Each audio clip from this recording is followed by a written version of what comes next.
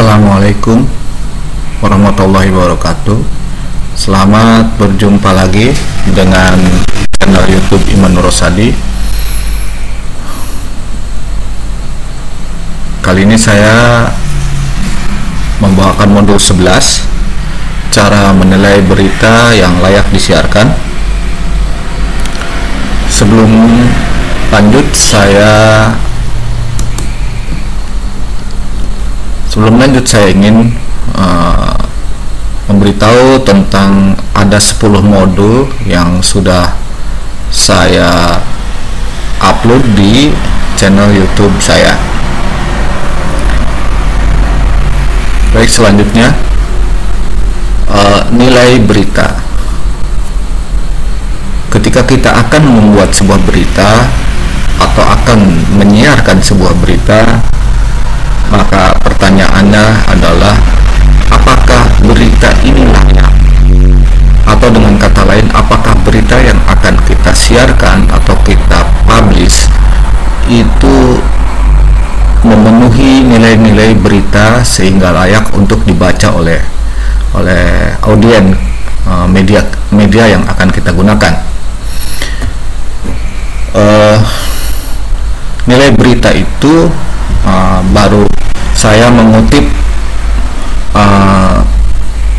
penjelasan Walter Lippmann, wartawan Amerika Serikat, dalam buku Public Opinion tahun 1922. Dia menetapkan kriteria nilai berita. Dia dalam bukunya mengumpulkan 4 yang paling penting, yaitu kejelasan. Satu, kejelasan, bahwa cerita itu harus jelas. Kedua, kejutan, surprise. Kemudian kedekatan, proximity, dan dampak atau impact. Tetapi dalam perkembangannya, nilai berita itu kemudian bertambah. Ada sekitar, sebenarnya begitu banyak yang mencoba memasukkan ini, tapi saya pikir ada 10 atau 10 poin yang coba saya rangkum. Pertama adalah unsur aktual atau timeliness. Terus yang kedua, magnitude atau pengaruh dan signifikan, penting. Kemudian nanti saya jelaskan lebih ini.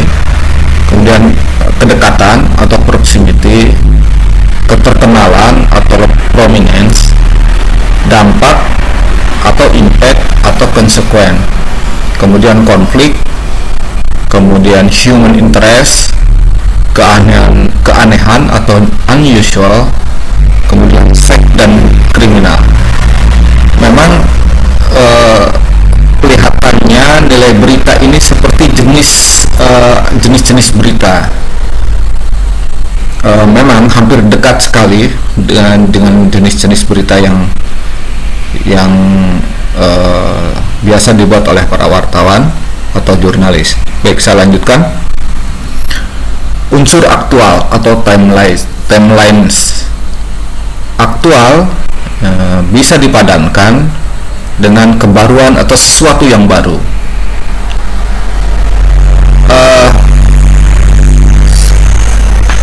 Saya hanya ingin menggambarkan begini, terutama ini kalau berkaitan dengan peristiwa seperti misalnya tabrakan. Ketika tabrakan, kebetulan misalnya si wartawan datang ke tempat kejadian peristiwa, dia harus cepat.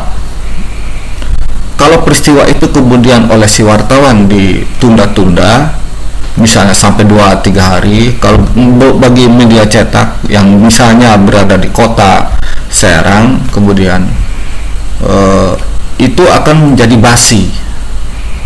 Saya mengumpamakan begini, es krim ketika dia beku dan berbentuk, itu sangat nikmat untuk dinikmati ya, untuk dimakan gitu. Tetapi kalau kita letakkan di tempat terbuka, kemudian kita tidak makan atau dibiarkan, kemudian dia akan meleleh atau mencair. Nah, es krim yang sudah dalam bentuk cairan itu sudah tidak nikmat lagi untuk disantap sebagai sebuah es krim. Nah, kira-kira seperti itu juga berita. Kalau dia sampai 2-3 hari dia tidak buat beritanya padahal dia meliput, jadi akan percuma. Dia menjadi basi. Bukan hanya peristiwa tabrakan atau sebuah pernyataan dan sebagainya, dia akan menjadi menjadi tidak layak lagi dari sisi unsur aktual. Tetapi soal kebaruan ini juga tergantung sudut pandang atau berita, sudut pandang atau view of point yang akan kita buat dalam sebuah berita. Artinya ada sisi lain tentang kebaruan begitu. Saya akan memberikan contoh tentang pembunuhan John F. Kennedy terjadi pada 22 November 1963 di Dallas, Texas, Amerika Serikat. Otoritas di sana di Amerika sudah menyatakan bahwa Lee Harvey Oswald sebagai hari ini. Tetapi publik tidak pernah puas dengan apa yang dikemukakan oleh otoritas di Amerika Serikat. Begitu banyak rumor, begitu banyak organisasi-organisasi yang mencoba untuk mengungkapkan ada apa di balik ini, bahkan sampai memunculkan teori-teori konspirasi. Nah, jika ada sebuah penelitian lagi kemudian itu menjadi sebuah fakta baru, maka kebaruan itu adalah tentang temuannya bahwa misalnya pembunuhan John F. Kennedy itu sesungguhnya bukan oleh Oswald, maka itu menjadi fakta baru dan itu menjadi berita baru. Jadi kita harus itu yang pertama. Yang kedua, Mao Zedong. Contoh yang kedua adalah Mao Zedong. Mao Zedong adalah tokoh pembaharu komunis di Tiongkok atau Cina dengan gerakan kebudayaan Mao. Mao meninggal di Beijing tanggal 9 September 1976. Nah, ketika Mao meninggal, pemerintah Cina tidak segera mengumumkan. Ada beberapa pekan dibiarkan. Nah, ketika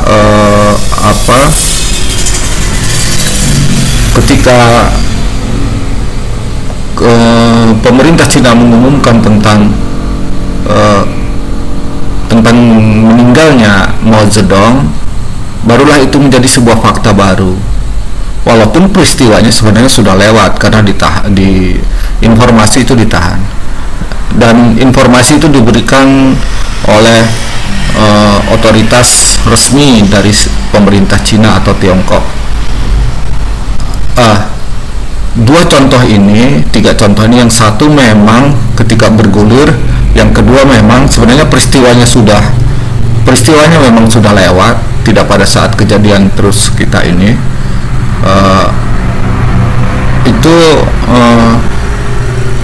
Tentang kebaruan itu menjadi berbeda. Nah, aktual timelines ini sangat penting di era sekarang, di era dimana media sekarang sedang mengarah pada media digital, dalam hal ini media online.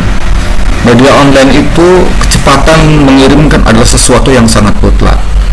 Kejadian hari ini kalau dikirim sampai misalnya, jangankan sampai besok, malam hari pun kadang-kadang sudah terasa basi karena media online yang jumlahnya ratusan ribu itu sudah memuat, sehingga kita media yang terlambat memuat itu menjadi jadi basi, jadi tidak terlalu penting lagi. Saya akan memberikan contoh, misalnya saya akan coba tentang aktual. Nah, ini saya sengaja mengambil mediabanten.com seperti ini. Nah, saya ambil misalnya Banten terapkan PSBB untuk Tangerang Raya Sabtu pukul 00 WIB. Jadi ini pernyataan seorang gubernur Banten pada siang itu juga, sore hari sudah banyak yang memuat, termasuk media Banten. Jadi Pemprov Banten memberitahukan melalui gubernurnya, itu gubernurnya memberitahukan bahwa Pemprov Banten akan menerapkan PSBB atau pembatasan sosial skala besar untuk Tangerang Raya pada Sabtu depan, Sabtu tanggal 18 April 2020 mulai pukul 00 WIB.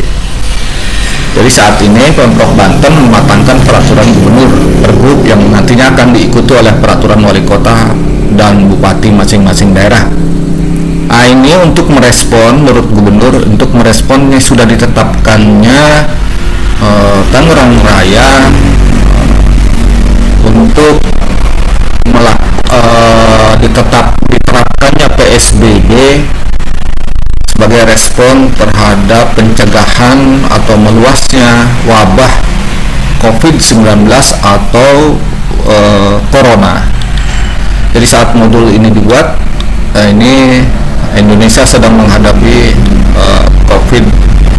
wabah COVID-19 yang bukan hanya di Indonesia tetapi juga dunia. Baik, ini salah satu contoh aktual atau timelines yang disebutkan dalam slide tadi.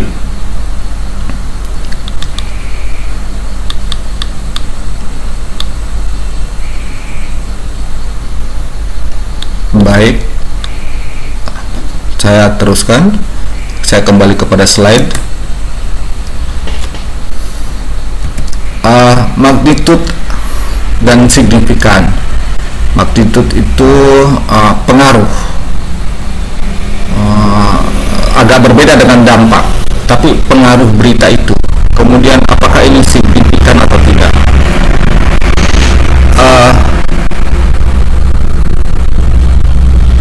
Ini dua unsur ini menjadi penilaian. Si wartawan harus mempertanyakan ketika akan membuat berita, apakah berita ini memiliki magnitud atau daya tarik yang kuat. Ini sebenarnya bukan pengaruh ya, jadi lebih tepat barangkali daya tarik ya, daya tarik. Jadi menjadi daya tarik dan penting. Jadi ketika si jurnalis membuat berita, kita pertanyakan, apa ini berita ini memang memiliki daya tarik besar, kemudian seberapa besar daya tariknya terhadap pembaca dan sehingga menjadi penting, dan berapa banyak yang terlibat dalam jika ini disiarkan gitu. Ya tentu saja kalau daya tariknya begitu besar dan menjadi penting, makanya itu kita menjadi para wartawan menilai itu sangat layak menjadi sebuah berita. Misalnya kenaikan BBM, tarif listrik, tarif tol, jalan tol dan sebagainya. Ini tentu saja kenaikan BBM, bahan bakar minyak, itu akan selalu menjadi daya tarik bagi pembaca untuk mengetahui. Demikian juga tarif listrik, jalan tol dan sebagainya. BBM ya jelas, sekian banyak kendaraan, sekian puluh juta kendaraan yang ada di Indonesia semuanya masih menggunakan BBM. Tarif listrik tentu juga hal yang sama. Dan jalan tol, tarif jalan tol, karena sekarang jalan tol menjadi sebuah tren, keinginan para pengendara untuk lebih cepat tiba dan tidak ada hambatan, meskipun pada akhirnya jalan tol menjadi sering macet, terutama di Jakarta. Baik, saya coba searching di Google contoh-contoh tentang contoh-contoh tentang misalnya BBM yang tadi. BBM. Baik, saya coba ambil dari liputan 6com sebagai contoh. Baik,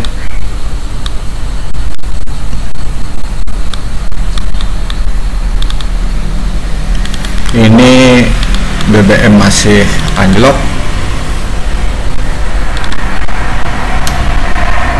Maaf.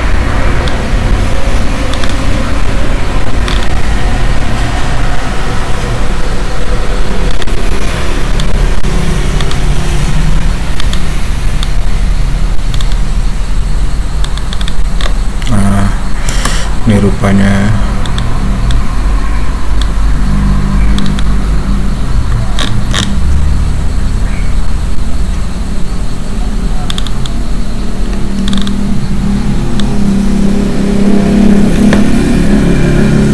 misalnya salah satu dari suara.com.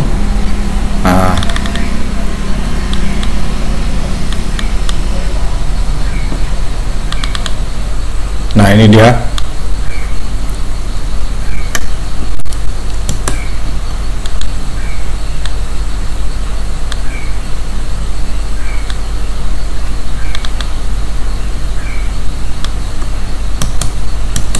Saya klik.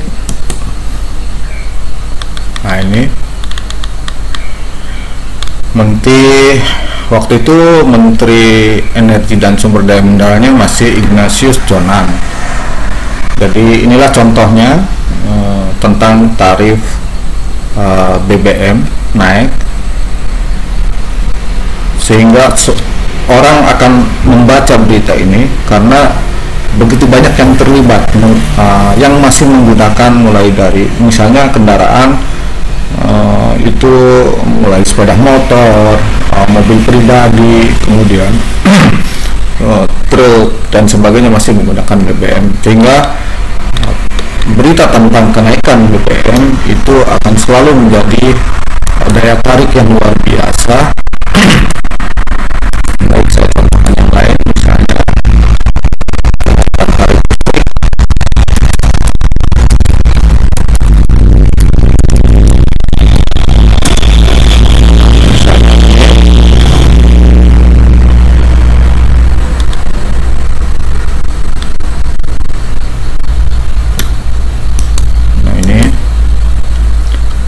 Saya ambil contoh dari Kompas.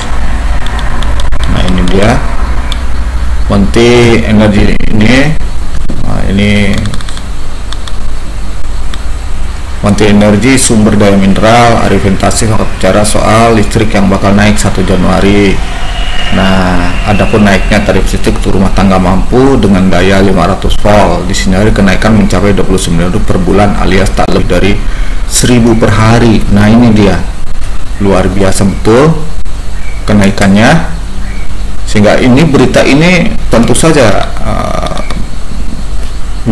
pembaca menjadi tertarik untuk membacanya karena dia merasa terlibat atau sangat mempunyai kepentingan di berita ini. Dia merasa penting karena rumahnya masih menggunakan listrik dari PLN, sehingga pengumuman tentang tarif listrik itu akan selalu menjadi daya tarik buat begini. Itu contohnya tentang magnitude atau signifikan. Baik, unsur lainnya yang kemudian saya kembali ke slide tentang kedekatan atau proximity. Kedekatan ini saya akan memberikan contoh dua, yaitu kedekatan dimaknai oleh karena misalnya si penerbitnya tinggal di satu wilayah, dia punya audien di wilayah itu, misalnya media online, misalnya dia lihat hasil Google-nya, dia lihat bahwa pengunjungnya rata-rata misalnya di daerah Banten, atau dia memang ininya berkantor pusatnya di Serang, kota Serang, ibu kota provinsi Banten, sehingga dia menjadikan kedekatannya itu adalah wilayah provinsi Banten. Saya kembali ke media Banten. Kebetulan berita-beritanya ini adalah memang secara proximity, misalnya secara kedekatan, misalnya berita tentang Kapolres Serang jangan tolak pemakaman jenazah COVID-19. Jelas berita ini tentu menyasar kepada orang-orang yang tinggal di Kabupaten Serang, kemudian diberi peringatan oleh Kapolres Serang bahwa tidak ada boleh penolakan terhadap jenazah korban COVID-19. Kemudian juga misalnya berita kedua tentang Banten terapkan PSBB untuk Tangerang Raya Sabtu pukul. Ini juga kedekatannya karena kantor media Banten.com itu berada di Kota Serang, kemudian Tangerang Raya itu adalah bertetangga atau bersebelah. Jadi kedekatan itu kemudian menjadi kedekatan secara geografis.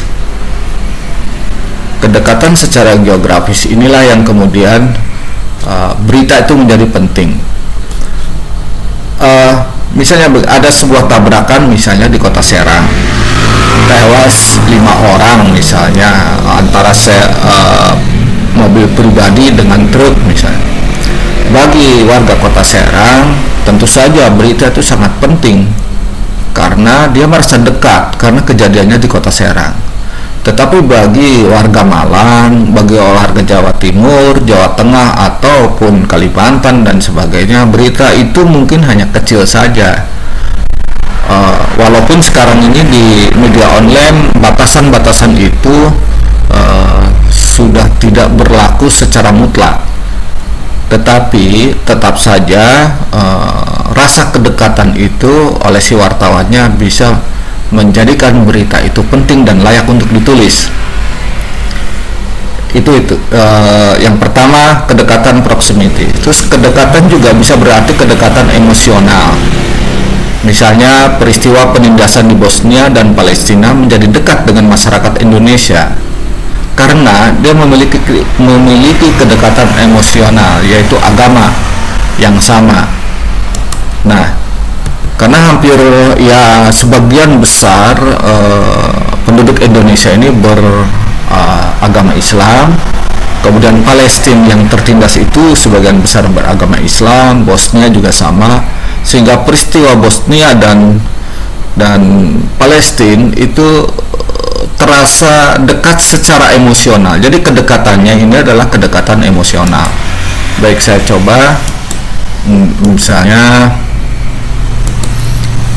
karena sekarang ini media online lebih ini ya.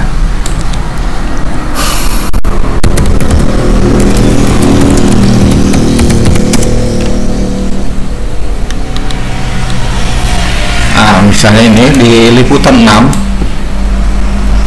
berita tentang liputan6.com. Nah, ini pasangan Palestina tetap menikah di tengah corona COVID-19. Jadi sebegitu jauhkah di Palestina dengan Indonesia yang jaraknya sekian ribu kilometer secara geografis, tapi tetap menjadi berita itu penting. Kenapa menjadi penting? Menjadi layak untuk ditulis, atau setidaknya ini karena ada kedekatan emosional. Baik.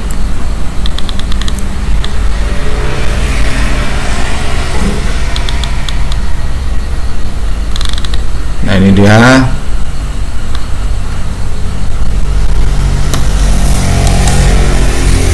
Sehingga Liputan 6 memberikan perhatian khusus kepada peristiwa yang terjadi di Palestina, yaitu walaupun sama tentang COVID, misalnya dia memuat tentang 7 kasus baru virus corona atau COVID-19 terkonfirmasi di jalur Gaza gitu. Itu oleh Liputan 6 itu menjadi layak untuk disiarkan atau diberitakan di liputan6.com. Salah satu penilaiannya adalah rasa kedekatan orang Indonesia terhadap warga Palestina. Jadi apapun yang terjadi di Palestina kadang-kadang menjadi perhatian bagi masyarakat Indonesia. Baik, saya kembali ke slide. Tadi contohnya sudah, saya lanjutkan. Keterkenalan atau prominence. Suatu berita layak. Jadi ketika misalnya si jurnalis ingin menulis, kadang-kadang ada hal-hal yang remeh-temeh ya, fakta-fakta kecil, misalnya pernikahan seseorang, itu kalau dia menyangkut orang biasa itu menjadi biasa saja, tidak menjadi sebuah berita yang menarik dan tidak penting untuk disiarkan atau ditayangkan di media. Tetapi ketika pernikahan selebritis atau orang-orang terkenal, maka itu menjadi penting walaupun hanya soal pernikahan. Tinggal kepandaiannya si wartawan itulah, berita yang kelihatannya kecil-kecil itu dikemas sedemikian rupa, digali lagi, misalnya berapa biaya yang dihabiskan oleh orang terkenal ini, baik selebritis, baik pejabat, baik tokoh politik dan sebagainya, dalam melangsungkan pernikahan. Berapa jumlah maharnya, uang dan sebagainya. Nah, hal-hal kayak begitu kemudian yang tadinya peristiwa itu remeh-temeh tetap menjadi menarik. Jadi kalau peristiwa itu menyangkut orang biasa yang tidak terkenal, mungkin pernikahan itu tidak menjadi menarik untuk diberitakan. Tetapi kalau dilakukan oleh orang yang memiliki keterkenalan berbagai bidang, misalnya oleh seorang Bill Gates, oleh seorang pemilik Facebook, Mark Zuckerberg, ini kemudian oleh pemilik Gojek dan sebagainya, maka itu menjadi menarik walaupun hal kecil. Baik, saya akan ambil contoh biasa, seperti saya kembali ke ini, misalnya saya tulis pernikahan selebritis misalnya. Nah, ini saya ambil dari kompas.com, untuk berita salah satu portal berita mainstream di Indonesia. Nah, ini dia, ada 7 pernikahan yang kemudian menjadi berita.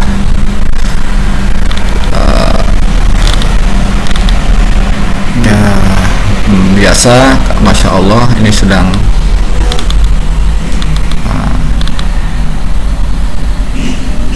jadi kalau ini dilakukan oleh orang biasa, ya itu tidak menarik perhatian dan tidak menjadi penting untuk diberitakan.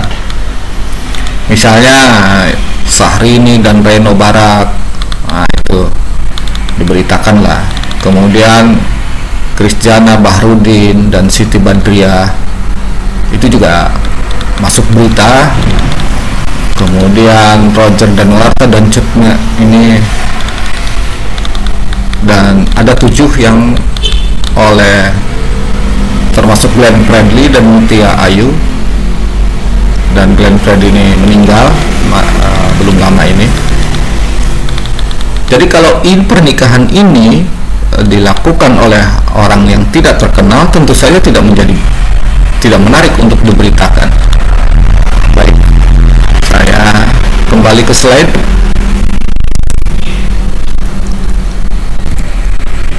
Dampak atau impact, konsekuensi maksudnya.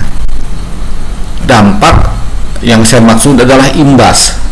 Jadi kalau tadi magnitude, pengaruh atau daya tarik, kemudian kita akan mencoba menelaah apakah berita ini penting kalau saya lihat dari sisi imbasnya dari sebuah berita. Semakin luas dampak atau imbas peristiwa dari yang kita beritakan itu, maka derajat kelayakannya semakin tinggi. Biasanya bersamaan dengan itu, maka unsur penting pun akan naik dan menjadi sangat layak. Baik misalnya dampak tsunami terhadap pariwisata di Banten, kemudian misalnya dampak wabah COVID-19 bagi masyarakat kelas bawah dan sebagainya. Baik, saya akan contohkan lagi. Saya akan ketik di sini dampak tsunami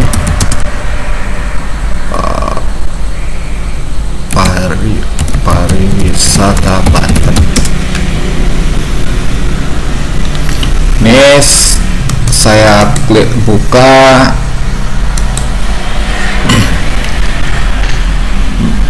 media online Tempo.co. Akibat tsunami pariwisata Pandeglang dan Serang lumpuh. Nah, ini. Jadi peristiwa tsunami-nya sudah kita beritakan. Kemudian peristiwa itu memberikan dampak lain. Nah, itu coba kita telusuri, ini penting nggak dampaknya untuk diberitakan. Nah, ternyata memang Tempo mengangkat ini sangat penting karena dampak tsunami itu kemudian menyebabkan bisnis pariwisata di Banten anjlok lebih dari 50% dan perlu waktu untuk recovery. Ditambah sekarang tsunami tahun 2018 hampir 2 tahun, 1 tahun lebih 2 tahun ini juga belum menampakkan pulih. Dan sekarang masuk pada wabah COVID-19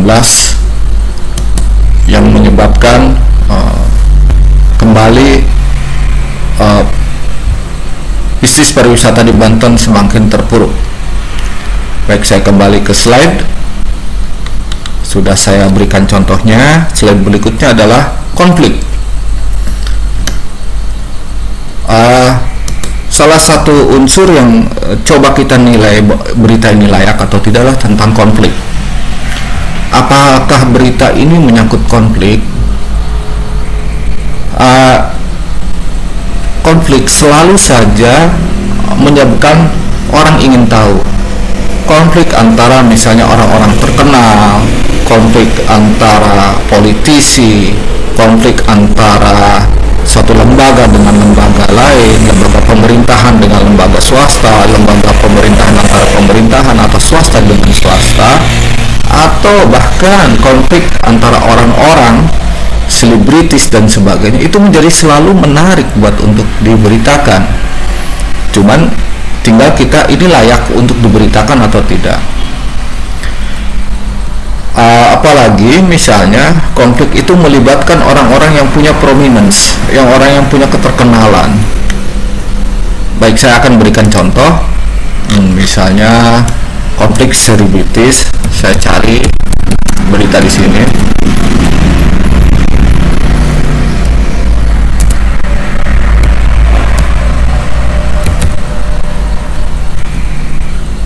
Misalnya seperti ini. Nah, ini dia. Baik, saya ambil di Oke John. Web punya Bapak Haritan. Oh, ini tidak ada ya. Kumpulan artikelnya belum tersedia. Misalnya misalnya ini saya IDN Times. Saya coba buka. Nah, jadi konflik antara artis yang kemudian menyita perhatian publik. Nah, ini web ini idntimes.com ini mencatat selama tahun 2018 misalnya Dewi Persik dan Rosa Meldianti. Kemudian ada lagi konflik antara Chris Hatta dan Billy Saputra dan Hilda Fitria. Kemudian ada lagi konflik antara Vicky Prasetyo dan Angel Lelga. Kemudian ya Deddy Corbuzier dan artis alay. Nah, kadang-kadang kalau konflik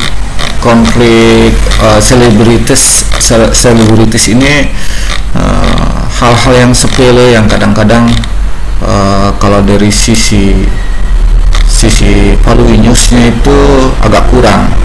Tetapi karena ini menyangkut prominence orang yang terkenal, maka konflik seperti ini menjadi menarik, menjadi banyak ibu-ibu yang baca. Tapi kalau misalnya konflik antar negara, itu juga kita bisa lihat misalnya negara Timur Tengah misalnya. Nah, seperti ini CNN Indonesia. Nah, ini dari sisi prominence, dari sisi ini murni konflik antar negara, misalnya konflik antara kepentingan Iran dan kepentingan Amerika Serikat. Jadi ini menjadi sangat menarik beritanya, karena orang selalu ingin tahu ada apa kepentingan yang lebih luas. Oh, negara ini dengan negara ini apa? Negara Amerika dengan Iran kenapa harus bertempur dan berkonflik? Apa latar belakangnya dan sebagainya. Bahkan CNN Indonesia sampai membuat grafis kekuatan masing-masing, misalnya tentang jumlah populasinya, kemudian personel personel aktif tentaranya, ini populasi tentara, kemudian personel cadangannya. Kalau dari si jumlah-jumlah ini lebih banyak, cuma alat ya lebih banyak Amerika lah, tapi kalau orang itu lebih banyak Iran, jet tempurnya dan sebagainya, termasuk rudal, kapal induk, kapal selam. Jelas Amerika memiliki lebih besar kekuatannya ketimbang Iran. Tapi mengapa Iran menjadi sangat berani menentang Amerika Serikat? Nah, hal-hal seperti itu menjadi sangat menarik untuk dibahas dan disajikan menjadi sebuah berita yang sangat penting. Baik, saya lanjutkan ke slide berikutnya, human interest. Tulisan human interest atau kemanusiaan ini, sebagian besar hasil tulisan itu biasanya dituangkan dalam bentuk feature. Feature adalah bentuk bebas. Dia bisa strukturnya bisa struktur piramida normal atau kubus, dan dia lebih bebas untuk tidak tergantung pada 5W plus 1H, meskipun dia harus tetap menjawab konsep 5W plus 1H dalam sebuah tulisan. Tulisan jenis ini biasanya menyangkut tentang penderitaan manusia, perjuangan manusia menghadapi sebuah penyakit yang tidak bisa disembuhkan, perjuangan seorang petani dalam menyelamatkan lingkungan, dan sebagainya. Saya tidak tahu apakah, tapi nanti saya akan coba. Misalnya saya cari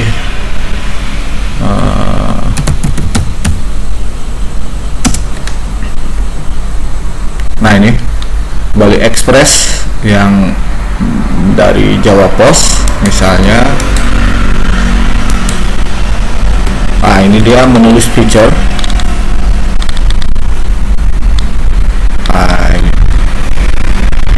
Ini contohnya.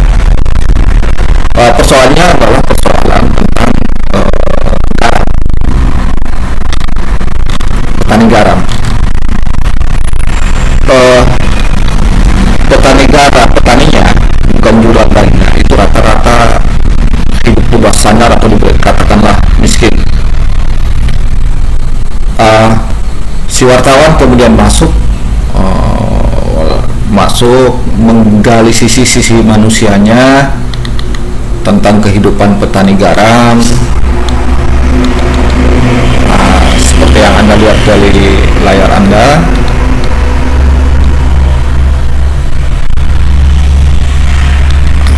bagaimana dia berjuang, yang tadinya ikut dengan ayahnya, kemudian dia mewujudkan mimpi agar anaknya itu mengenyam pendidikan yang lebih tinggi. Jadi sisi ini ada lagi, misalnya saya akan cari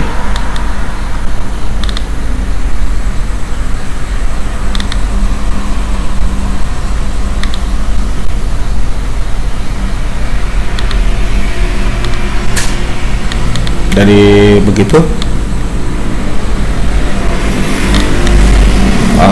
Saya kembali ke ini, jadi tentang misalnya seorang pemulung, saya coba misalnya kisah pemulung.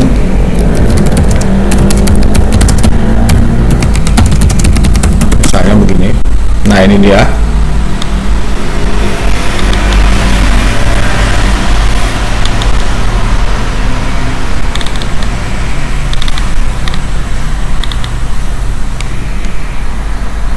Saya coba buka webmerdeka.com. Nah,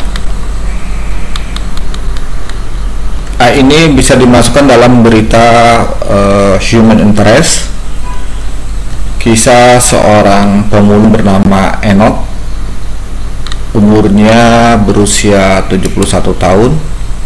Dia seorang pengemis, terlihat miskin dan sebagainya, tetapi jangan salah, dia mampu mengumpulkan 3,5 juta per minggu. Jadi wartawan merdeka.com ini membahas tentang bagaimana orang yang kelihatan miskin dan mengandalkan belas kasihan itu ternyata memiliki pendapatan yang luar biasa. Kalau rata-rata 3,5 juta per minggu atau per pekan, berarti dia 14 juta dalam sebulan, dalam 4 minggu atau sebulan. Nah, ini human interest-nya kelihatan. Bahkan saya klik lagi di Cina, masih di halaman berita ini merdeka.com. Bahkan pendapatan pengemis di Cina setara gaji presiden. Seperti Anda bayangkan.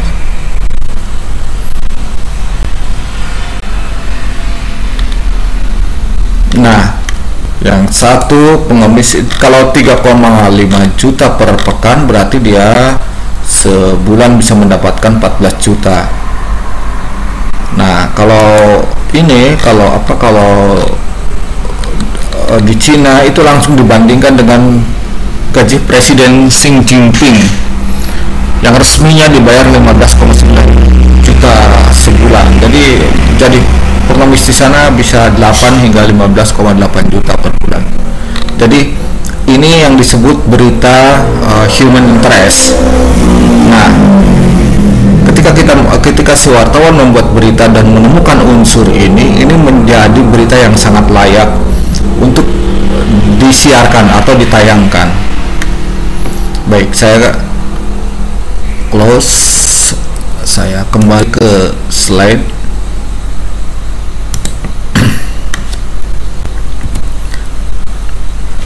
Keanehan atau unusual. Wartawan juga adakah sesuatu yang aneh gitu atau sesuatu yang tidak biasa. Para jurnalis itu dari dulu mengenal pameo atau pepatah seperti ini. Anjing menggigit orang itu hal yang biasa dan bukan berita. Sedangkan orang menggigit anjing itu suatu keanehan dan menjadi sebuah berita. Keanehan itu ya tentu saja bisa menyangkut gejala alam, perilaku manusia yang luar biasa, perilaku binatang dan sebagainya. Ini ketika seorang wartawan menemukan ini, kemudian bertanya apakah ini layak, apakah ada sesuatu yang unusual atau sesuatu yang aneh yang ini menjadi sangat layak untuk diberitakan. Artinya berita ini menjadi penting dan layak untuk diberitakan. Baik, saya kembali lagi ke Google untuk mencari contoh-contohnya.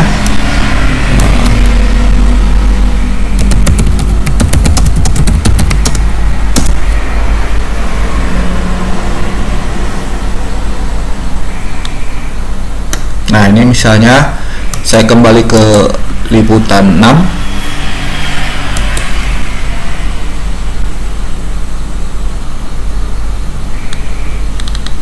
Baik.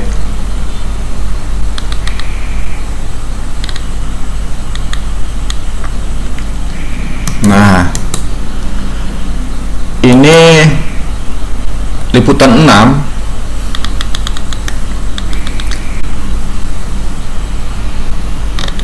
Dia memberitakan tentang sebuah jembatan mengerikan di dunia. Dia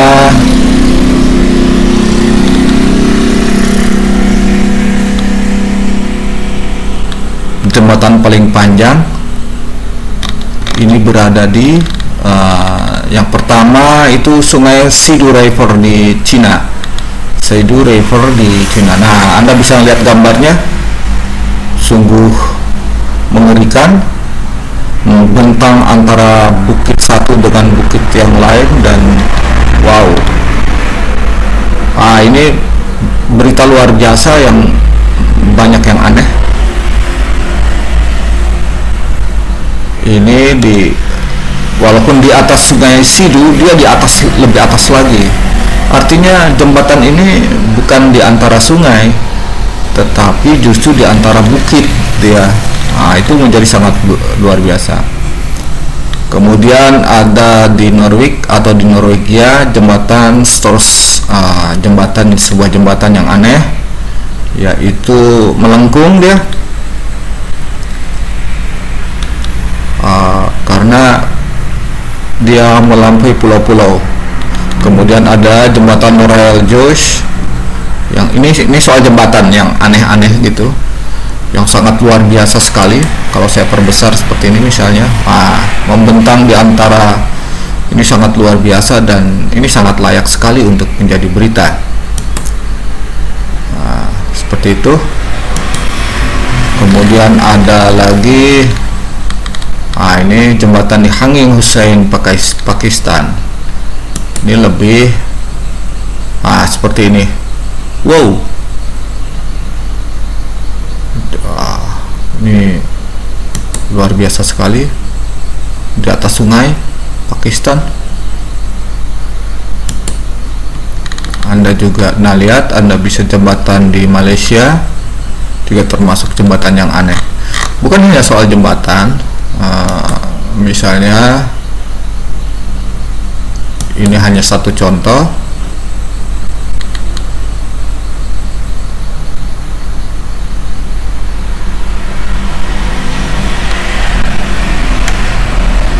Misalnya tadi karena liputan 6 sudah, maka saya kembali kepada IDN Times. Nah, dia mencatat hujan paling aneh.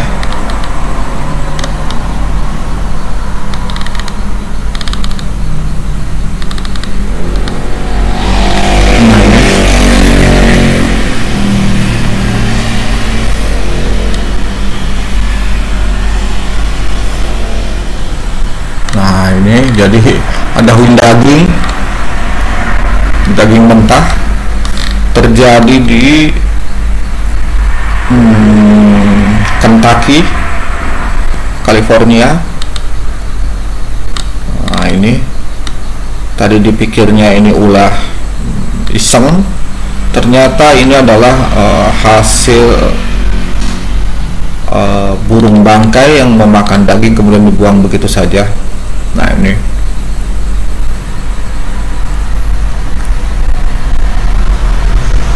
ini banyak teori. Ini juga laba-laba kecil bertelur dari langit Australia pada tahun 2015. Tidak hanya laba-laba berjalan, tapi jaring-jaringnya, ini fenomena yang disebut spider rain atau hujan laba-laba.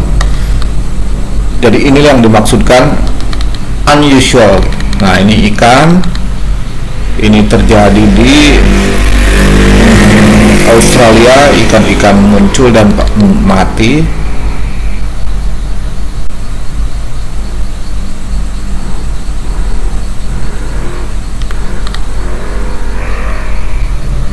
Ini juga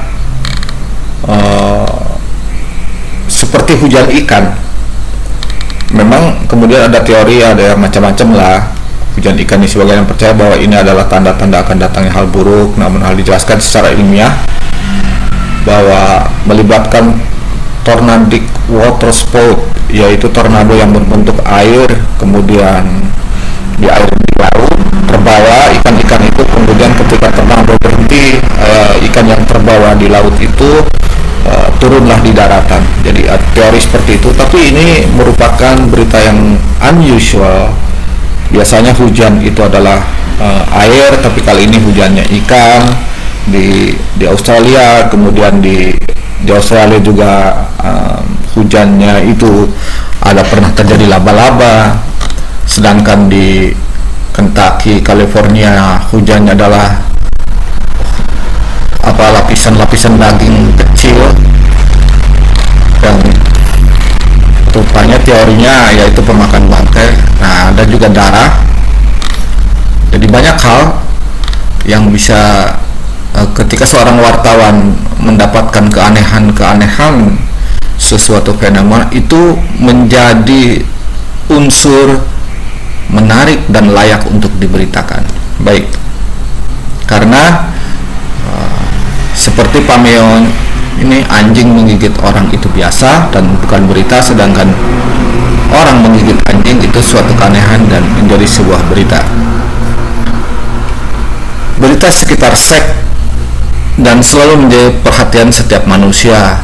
Bagi jurnalis Indonesia, saya mengingatkan bahwa memberitakan tentang seks itu harus berhati-hati, karena kita Indonesia memiliki undang-undang pornografi.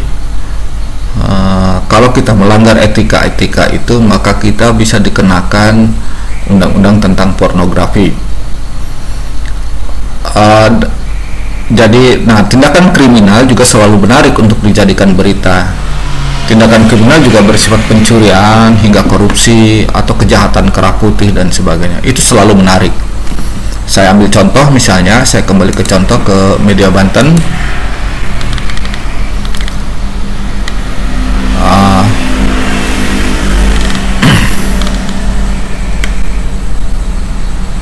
Misalnya saya klik yang ini, Polsek Curug, Kota Serang, bukan Polsek, ya Polsek Curug, Kota Serang itu menangkap 2 pembalap liar yang sering balap-balapan di kawasan pemerintahan Banten di Curug. Jadi ini sudah sangat menjengkelkan masyarakat, bandel. Akhirnya Polsek Curug sudah beberapa kali memperingatkan mereka, tetapi mereka tidak peduli. Kemudian mengambil langkah tegas dengan cara menangkap dan memeriksa mereka. Ini berdasarkan laporan.